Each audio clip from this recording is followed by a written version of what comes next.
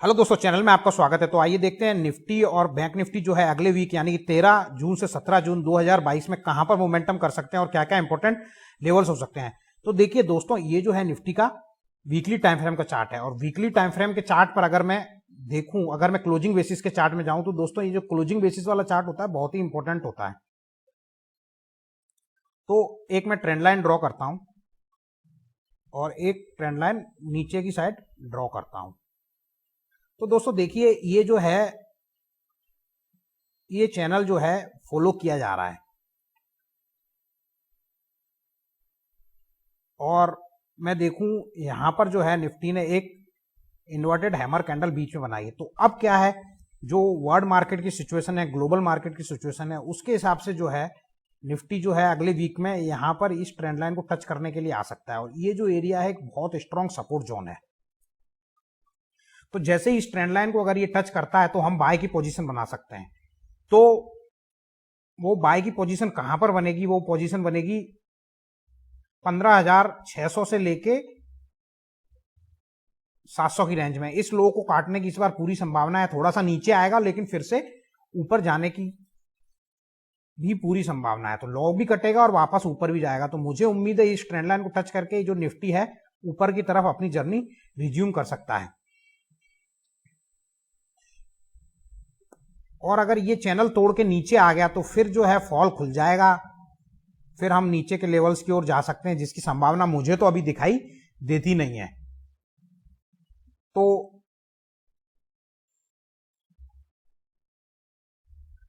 दोस्तों buying position जो बनेगी हमारी, मैं फिर से क्लोजिंग बेसिस के चार्ट में चला जाता हूं। बाइंग पोजीशन बनेगी ये जो पीक है इसके ऊपर, ठीक है। और ये तो हो गई ऊपर की तरफ। अगर निफ्टी ऊपर की तरफ जाना शुरू कर दे तो बाइंग पोजीशन बनेगी 16,584 के ऊपर। और दूसरी बाइंग पोजीशन बनेगी इस ट्रेंड लाइन को अगर ये जब टच कर देगा वहां पर हमारी बाइंग पोजीशन बनेगी। बीच में तो खाली सेलिंग की पोजीशन ही है, आप सेल कीजिए इस टारगेट के लिए। तो स्ट्रॉन्ग सपोर्ट जोन जो रहेंगे निफ्टी के 15,500 से लेके 15,700 के बीच में रहने की संभावना है। तो स्ट्रॉन्ग सपोर्ट जोन जो रहेगा 15,500 से 700 का रीजन, मतलब इस जोन में अगर बाई चांस आ जाता है निफ्टी तो बाय ही करना है, सेल का तो कोई संभावना मेरे हिसाब से बनती नहीं है। और दूसरा बाय कब बनना है? बाय अबव जो बनेगा वो मैंने जो पीक बताई 16,580 के ऊपर। तो इस पीक के ऊपर क्लोजिंग बेसिस वाली जैसे ही निकलेगा तो फिर ये जो है यहां के टारगेट की ओर चला जाएगा। ये टारगेट फिर क्या निकल के आएंगे, लगभग 17,000 के ऊपर निकल के टारगेट आ जाएंगे। तो अगर आप 16,580 के ऊपर बाय करेंगे तो फिर जो है टारगेट जो है सीधे 17,000 तक आप पोजिशनल बेसिस पे होल्ड कर सकते हैं। और इस केस में स्टॉप लॉस जो है अगर कभी भी 16,500 के 80 पे आप बाय करते हैं और उसके नीचे अगर क्लोजिंग दे देता है तो आपको स्टॉप लॉस ले लेना है। बस इसमें 30-50 पॉइंट का स्टॉप लॉस रखना है, ज्यादा स्टॉप लॉस रखने की जरूरत नहीं है। तो ये तो हो गया। और अगर सपोर्ट पे आप बाय करते हैं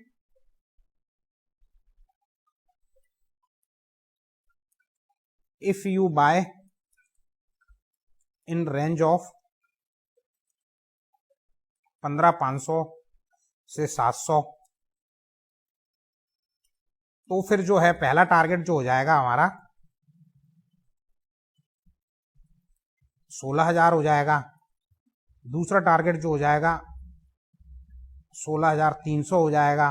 फिर अगला टारगेट जो हो जाएगा 16,580। तो ये जो है रेसिस्टेंस की तरह काम करेंगे अगर यहां पर आपको बाय करने का मौका मिल जाता है तो। और इसमें स्टॉप लॉस क्या रखना है आपको? 50 पॉइंट का, बस 15,450। तो ये तो हो गए इस वीक के लिए लेवल्स। अब ऐसे तो इस तरह से आप निफ्टी में जो है अगले वीक में प्ले कर सकते हैं। तो दोस्तों अब हम चलते हैं निफ्टी बैंक के अंदर। निफ्टी बैंक में भी देखिए वीकली चार्ट पे सेम चैनल निफ्टी की तरह ही बन रहा है, और इसमें देखिए मुझे उम्मीद है ये यहां आएगा और उसके बाद ये फिर से ऊपर की जर्नी शुरू कर सकता है। ये चैनल भी मैंने बस क्लोजिंग बेसिस चार्ट के हिसाब से ही बनाया, आप यहां पर देख सकते हैं। अब देखिए यहां अगला वीक यहां से शुरू होगा तो ये यहां 32,800 तक आ सकता है, ये वाले लेवल पे। ये लेवल क्या है, ये लगभग 32,700-800 के आसपास का लेवल है, जो कि स्ट्रॉन्ग सपोर्ट की तरह काम करेगा। क्योंकि देखिए इसने इतनी बड़ी स्ट्रेट रैली की है, अब थोड़ा बहुत तो देखिए ये कंसोलिडेशन इस तरीके का बनेगा ही, तो इसमें इतना घबराने जैसी कोई बात है नहीं। ये इसी तरीके से चलता है, और फिर अगर जैसे ही ये ब्रेकआउट देगा तो उसके बाद जो है लंबी रैली हमें बैंक निफ्टी में दिखाई दे सकती है। तो स्ट्रॉन्ग सपोर्ट जो रहेंगे बैंक निफ्टी के नेक्स्ट वीक में 33,200, ये जो लेवल्स हैं स्ट्रॉन्ग सपोर्ट जोन रहेगा। यहां पर आप बाइंग पोजीशन कंसीडर कर सकते हैं, और कब कैसे बाइंग पोजीशन कंसीडर करनी है उसके लिए आप कोई बुलिश हैमर कैंडल बने शॉर्ट टाइम फ्रेम में, डोजी बने, या बुलिश एनगल्फिंग बने, इस तरह की कोई कैंडल बनती है इस रीजन के अंदर, तो जो है इस रीजन के अंदर इस तरह की कोई कैंडल बनती है तो आप जो है बाइंग पोजीशन तुरंत बना सकते हैं। लेकिन अगर ये इस चैनल के नीचे क्लोजिंग दे देता है अगले वीक में तो फिर ये बियरिश हो जाएगा, तो वो चीज हमको ध्यान रखनी है।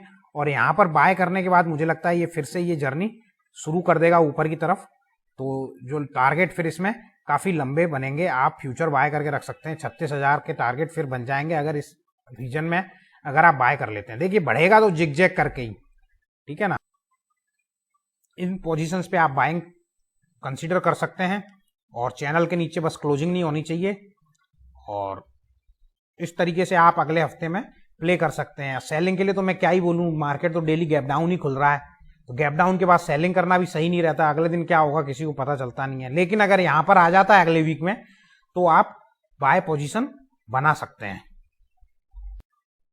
और दूसरी बाय पोजीशन आप बनानी है आपको, अगर इस स्विंग के ऊपर निकलता है 35,613 के ऊपर, तो आपको बाय पोजीशन एक तुरंत बना लेनी है, और बाय अबाउ 35,613। फिर इस केस में जो टारगेट निकल के आएंगे, फिर इस चैनल को ही टच करेगा 36,500 के टारगेट इसमें आसानी से हमको दिखाई दे जाएंगे। और इस केस में आप स्टॉप लॉस ले सकते हैं इसमें 35,500 का। तो इस तरीके से आप बैंक निफ्टी में अगले वीक के लिए प्ले कर सकते हैं।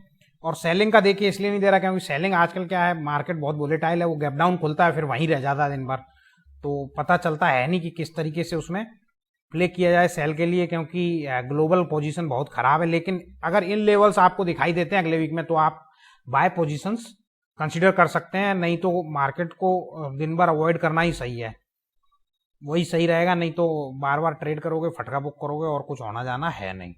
तो गाइस इस वीडियो में इतना ही, आशा आपको वीडियो पसंद आया होगा। Please like share and subscribe. टाटा बाय बाय।